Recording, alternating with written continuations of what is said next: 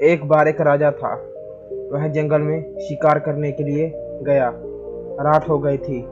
राजा अब घर नहीं लौट सकता था। राजा ने रात भर उसी जंगल में रुकने का फैसला किया। राजा सोच रहा था कहीं कोई जंगली जानवर आकर उस पर हमला न कर दे। राजा कोई अच्छी जगह ढूंढने लगा। राजा को एक झोपड़ी दिखाई दी। वह झोपड़ी में गया तो उसे एक गरीब आदमी मिला जो कि लकड़ी को कोयला बनाकर बेचता था। राजा रात भर उस झोपड़ी में रहा। अगली सुबह राजा अपने महल में चला गया। कुछ दिन बीत गए। राजा को अचानक उस गरीब की याद आ गई जिसने उसे अपनी झोपड़ी में पनाह दी थी, अपनी झोपड़ी में श्रेय दिया था, जिसने मेरी मदद की थी, मुझे जंगली जानवरों से बचाया था। उसने मुझे अपनी झोपड़ी में पनाह दी थी। राजा ने उस गरीब की मदद करने के लिए सोचा। राजा ने उस गरीब को बुलाया और पूछा, तुम क्या चाहते हो? तुम्हें क्या चाहिए? उस गरीब ने कहा, महाराज, जिस जंगल में मैं लकड़ियां काटता हूँ उस जंगल में थोड़ी सी लकड़ियां रह गई है, और आप तो जानते हैं मैं लकड़ियों को कोयला बनाकर बेचता हूँ, उसी से अपना गुजारा करता हूँ। राजा ने उस आदमी को चंदन का जंगल दे दिया जहाँ पर सभी पेड़ चंदन के थे। कुछ साल बीत गए। राजा को अचानक उस गरीब की याद आ गई। उसे अपनी झोपड़ी में एक रात के लिए पनाह दी थी। राजा को यह भी याद आ गया, मैंने उस आदमी को एक चंदन का जंगल दे दिया था।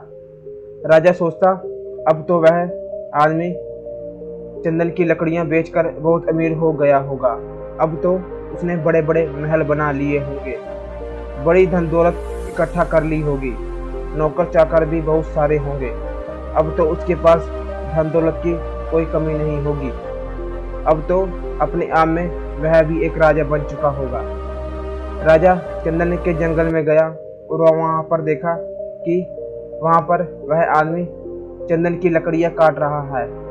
राजा ने उससे कहा कि तुम तो अब बहुत अमीर हो गए होगे, तुम्हारे पास तो अब बहुत सारी धन दौलत होगी, तुमने तो बड़े बड़े महल बना लिए होंगे, फिर तुम यहाँ लकड़ियाँ क्यों काट रहे हो?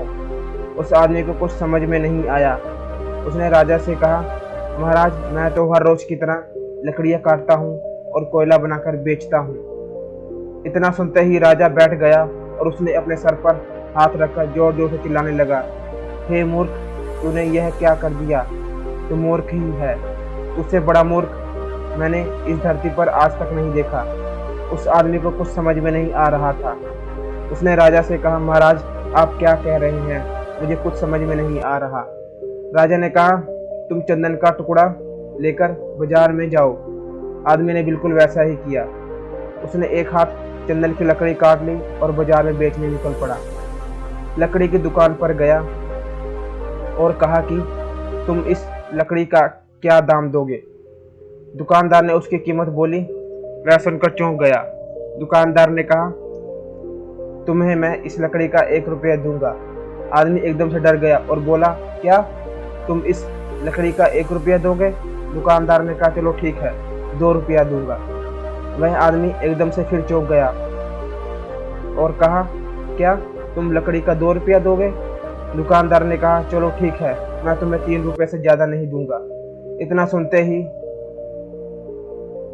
आदमी सर पर हाथ रखकर उसी दुकानदार के सामने जोर जोर से चिल्लाने लगा और कहने लगा, मैंने यह क्या कर दिया?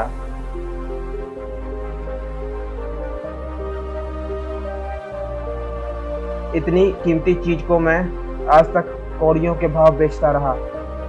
दोस्तों, हमारी जिंदगी बहुत कीमती है। हम अपनी जिंदगी को व्यर्थ के कामों में लगा रहे हैं। दोस्तों, हमारी जिंदगी अनमोल है, इसका कोई मोल नहीं है। हम अपनी ज़िंदगी को बेकार के कामों में लगा रहे हैं और अपनी ज़िंदगी को गलत जगह इस्तेमाल कर रहे हैं। दोस्तों, जिस दिन हमें यह पता चलेगा कि हमारी ज़िंदगी चंदन की लकड़ी की तरह कीमती है, लेकिन हम अपनी ज़िंदगी को बेकार के कामों में लगा रहे हैं, बेकार के काम कर रहे हैं, उस दिन आप भी सर पर हाथ रखकर रोएंगे, लेकिन बहुत देर हो चुकी होगी।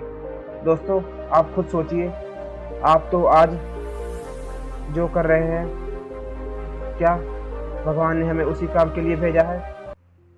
क्या जो काम आप आज कर रहे हैं, भगवान ने हमें उसी कामों के लिए भेजा है? आपका जीवन चंदन की लकड़ी की तरह कीमती है। दोस्तों, इस बात को समझिए और गहराई से समझिए। जिस दिन यह बात आप समझ जाएंगे, उस दिन आप अपने जीवन को व्यर्थ के कामों में नहीं लगाएंगे, अपने जीवन को किसी अच्छे काम में लगाएंगे।